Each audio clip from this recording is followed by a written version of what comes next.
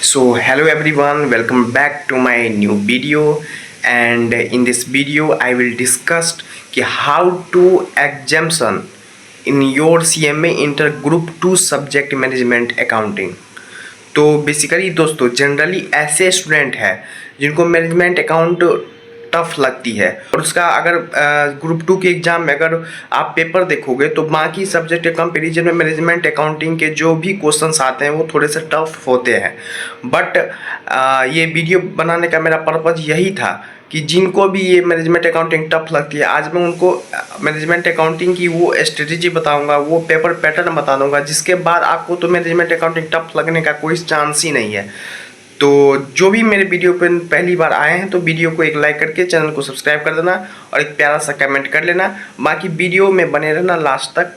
And आज के बाद आप लोगों को मैनेजमेंट अकाउंटिंग टफ नहीं लगेगी क्योंकि मैंने पेपर पैटर्न बनाया है क्योंकि पेपर पैटर्न से हमें ये पता चल जाता है कि बेसिकली क्वेश्चन कहाँ से आते हैं, कौन से चैप्टर से आते हैं और पेपर पैटर्न क्यों इतना ज़रूरी है। दोस्तों पेपर पैटर्न इसलिए इतना ज़रूरी होता है क्योंकि पेपर पैटर्न से हमें ये पता चल जाता है कि आखिर कौन से क्वेश्चन नंबर पे किस चैप्टर से आते हैं। क्या पता अगर आपको जिस चैप्टर पे सबसे अच्छी कमांड हो, आपकी वो चैप्टर स्ट्रॉन्ग हो, स्ट्रेंथ हो आपके लिए वो चैप्टर, उसी चैप्टर से 14 नंबर का पूछता हो। लेकिन बट हमें तो ये पता नहीं होती है।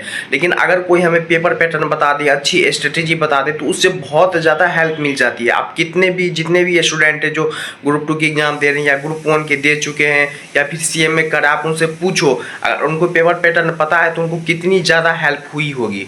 तो बेसिकली मेरा पर्पज़ ही यही था कि मैं आप लोगों को मैनेजमेंट अकाउंटिंग की स्ट्रेटेजी बता दूं कि और पेपर पैटर्न बता दूं कि कौन कौन से चैप्टर इंपॉर्टेंट है, कौन कौन से चैप्टर को छोड़ना है या फिर पेपर पैटर्न कैसा है। तो ये बताने से पहले मैं सबसे पहले आप लोगों को मैनेजमेंट अकाउंटिंग का बताऊंगा कि आप मैनेजमेंट अकाउंटिंग में MCQ पर सबसे ज़्यादा फोकस करो क्योंकि MCQ ही आप लोगों को एग्जाम्शन लाने में हेल्प करेगा। और मैं इसलिए कह रहा हूँ आप लोगों को कि MCQ पे फोकस करो क्योंकि अगर आप लोग MCQ पे फोकस करोगे देन अगर आप लोग के 12 MCQ भी सही हुए तो 24 नंबर यहाँ से आप लोग के आगे। और अगर आप 3 या 4 क्वेश्चन सब्जेक्टिव में प्रैक्टिकल या थ्योरी में ऐड करके चल रहा हूँ, अगर आप लोग 3 भी वहाँ सही करोगे तो आप जोड़ लो 21 मार्क्स आपके वहाँ से आ रहे हैं और 24 मार्क्स आपके यहाँ से आ रहे हैं, तो 45 to 46 मार्क्स तो आपके ऐसे ही आ गए। तो इसीलिए मैं आपको बोल रहा हूँ कि सबसे ज़्यादा मैनेजमेंट अकाउंटिंग पे फोकस करो क्योंकि मैनेजमेंट अकाउंटिंग जनरली थोड़ी सी टफ है बाकी सब्जेक्ट के कंपेयर में।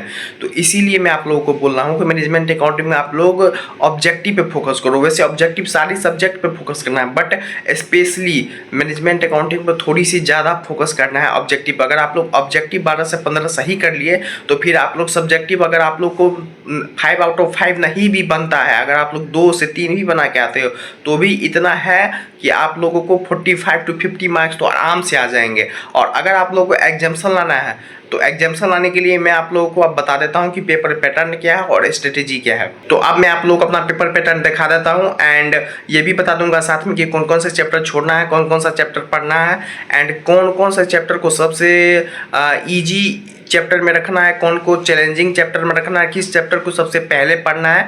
तो साथ में मैं ये भी बता दूंगा। तो अब मैं आप लोगों को बता देता हूँ पेपर पैटर्न। तो ये रहा मैनेजमेंट अकाउंटिंग का मेरा 60+ एग्जाम्शन target and paper pattern June 26 के लिए, ठीक है।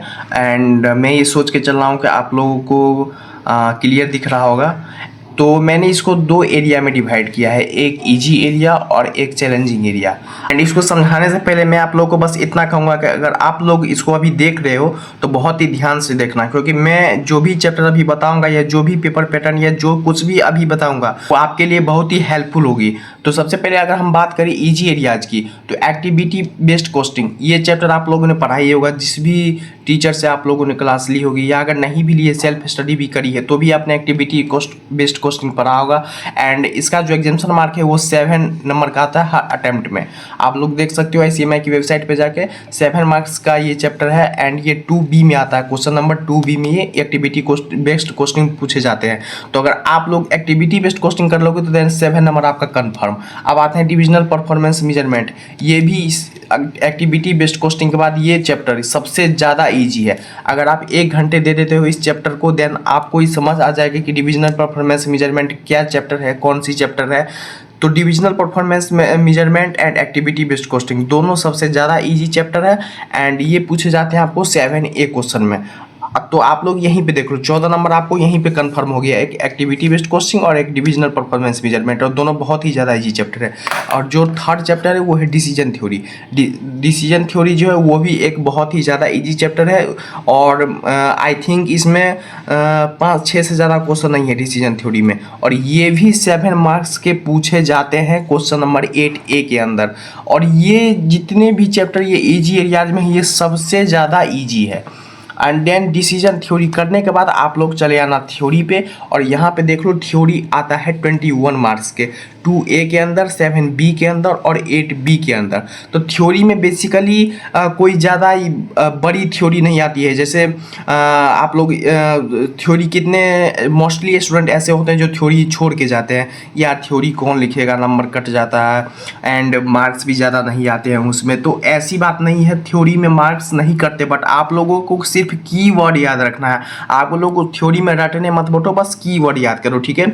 अगर आप लोग थ्योरी अटेम्प्ट करोगे 1-2 भी, तो 1-2 भी अटेम्प्ट करोगे तो 10 या 12 मार्क्स तो आप लोग यहीं से आ जाएंगे।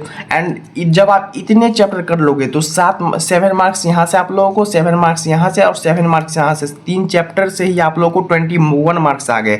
और अगर आप लोग थ्योरी अटेम्प्ट करोगे तो देन नहीं ज़्यादा तो 12 मार्क्स तो आप लोग को यहाँ से आ ही जाएंगे। तो मैं बात करूँ तो 31 से 32 मार्क्स तो आप लोग को यहीं से कंफर्म हो गए। और अगर आप लोग MCQ कर लेते हो, कम से कम 12 to 13 MCQ सही कर लेते हो, तो देन आपको 24 मार्क्स तो यहाँ से भी आ गए। तो 50 to 55 मार्क्स आपके ईजी एरिया से ही आ जाते हैं। लेकिन अगर जिस भी स्टूडेंट को एग्जाम्शन लानी है तो फिर आप चैलेंजिंग एरियाज में जाओ एंड फोकस करो स्टैंडर्ड कॉस्टिंग पे। स्टैंडर्ड कॉस्टिंग 7 मार्क्स का आता है एंड 6A में आता है, ठीक है। देन आप लोग बजटरी कंट्रोल चैप्टर आप लोगों ने पढ़ा होगा, बजट पे जाना। बजट जो है 5A और 6B के अंदर आता है, ठीक है। तो बजट कंट्रोल आप लोग फोकस करना। ये बेसिकली किसी अटेम्प्ट में 14 मार्क्स के भी आ जाते हैं, 7 मार्क्स का भी आ जाता है। तो ये मुझे एक्चुअली पता नहीं है, बट बजट हर अटेम्प्ट में पूछे जाते हैं 6B के अंदर और 5 के अंदर, ठीक है। देन आप लोग डिसीजन मेकिंग पर लेना है। डिसीजन मेकिंग 14 मार्क्स के आते हैं और ये 3rd नंबर क्वेश्चन में आता है, ठीक है। तो अगर आप इतने चैप्टर कर लोगे, जब आप इजी एरियाज और चैलेंजिंग एरियाज दोनों कर लोगे, तो मतलब आप 60+ तो आराम से ला सकते हो। इसमें कोई भी प्रॉब्लम आप लोगों को होगी नहीं। अब बात करते हैं कि इजी एरिया जो भी ये चैप्टर इसको कितने टाइम्स बनाना है। तो इजी एरियाज वाले चैप्टर को आप लोग को एटलीस्ट कम से कम 5 टाइम्स बनाना है। आप लोग को इतने टाइम्स बना लेना है कि अगर इस चैप्टर से क्वेश्चन पूछे जाते हैं तो ये तो स्किप करना ही नहीं है, ये ऑप्शन में होना ही नहीं चाहिए। इस चैप्टर से अगर क्वेश्चन आता है तो सबसे पहले हम इस चैप्टर को ही अटेम्प्ट करेंगे और अपने मार्क्स को सिक्योर कर लेंगे। एंड अब आते हैं चैलेंजिंग एरियाज में। आप लोगों को इसको ऑप्शन में रखना है तो आप लोग रख सकते हो। अगर किसी भी स्टूडेंट को ये लगता है कि नहीं यार 40+ आ जाए बस हो जाए मेरा, तो फिर आप इस पर फोकस कर दो एंड एटलीस्ट 5 टाइम सॉल्व कर लो। इसको ऑप्शन में रखो और इसको 5 टाइम सॉल्व कर लो। एंड किसी स्टूडेंट को अगर एग्जाम्शन लाना है फिर आप इस पर भी फोकस करो और इसको कम से कम 6 to 7 टाइम्स सॉल्व करो, ठीक है। अगर आप लोग इसको 6 to 7 टाइम्स सॉल्व कर लोगे एंड इसको एटलीस्ट 5 टाइम, देन आप लोग को 60+ आराम से आ जाएगा। एंड बात करते हैं जो मोस्टली स्टूडेंट ध्यान नहीं देते हैं, तो जैसे एक्टिविटी बेस्ड कॉस्टिंग 2B में आती है, ठीक है, एंड 2A में थ्योरी आती है। तो प्रॉब्लम कहाँ पे होती है, अगर किसी स्टूडेंट को थ्योरी में इंटरेस्ट नहीं है वो तो एक्टिविटी बेस्ड कॉस्टिंग कर लेगा 2B के अंदर, बट 2A के अंदर थ्योरी उसको आता नहीं है। तो 2A के जब वो 2A क्वेश्चन छोड़ देगा और 2B कर लेगा, फिर यहाँ पे तो आपको एक क्वेश्चन के मार्क्स कट गया, आपको लोगों को 7 नंबर मिलेगा। तो फिर ये आपके लिए हेल्पफुल नहीं होगी। आप वो क्वेश्चन करो जिसके अंदर आपको A भी आता हो और B भी आता हो, जिसमें आप लोगों को 14 नंबर कन्फर्म मिले। बट आप लोगों को अगर A आ रहा है और B नहीं आ रहा तो फिर आप लोगों को तो वहाँ एक ही क्वेश्चन के मार्क्स मिलेंगे, ये तो आप लोगों के लिए हेल्पफुल होगी नहीं। तो मोस्टली स्टूडेंट्स यहाँ ध्यान नहीं देते हैं, आप लोगों को यहाँ ध्यान से पढ़ना है, ठीक है। एंड मैंने इतने चैप्टर्स आप लोगों को बता दिए हैं कि आप लोग आराम से मैनेजमेंट अकाउंटिंग में पास हो जाओगे, कोई भी प्रॉब्लम आप लोगों को नहीं होने वाली है। तो ये थी पेपर पैटर्न।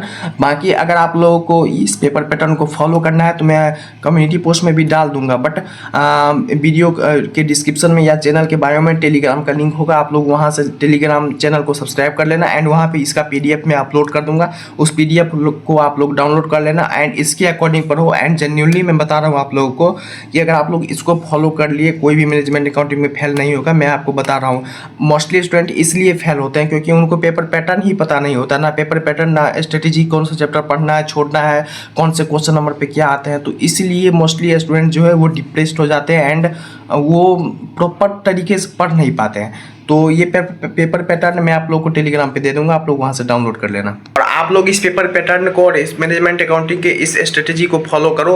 एंड कोई भी प्रॉब्लम हो तो आप कमेंट में बताना, मैं उस पर वीडियो बना दूंगा। एंड इस पीडीएफ को आप लोग इस पेपर पैटर्न के पीडीएफ को डाउनलोड कर लेना एंड इसे फॉलो करो। एग्जाम के डेट तक आप लोगों को 40 प्लस तो आराम से आ ही जाएगा और जिन लोगों को 60 प्लस चाहिए उनको भी आ जाएगा। एंड अगर आप लोगों को वीडियो अच्छा लगे तो वीडियो को एक लाइक करके प्यारा सा कमेंट कर देना। मिलते हैं फिर नेक्स्ट वीडियो में।